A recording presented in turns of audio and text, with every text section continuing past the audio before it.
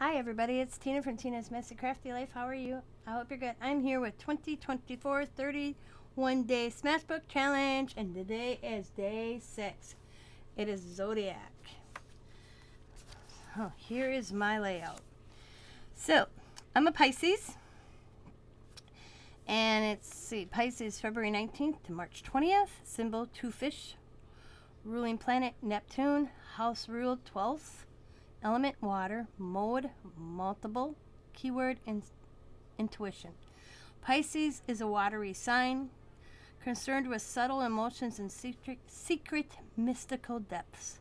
They are friendly and likable, and yet can be very moody and introspective as well. Pisces are not entirely at home in this world. Pisces are dreamy and full of the imagination, emotional, sensitive, and easily influenced by their environment. And then I found this. I thought it was kind of cool.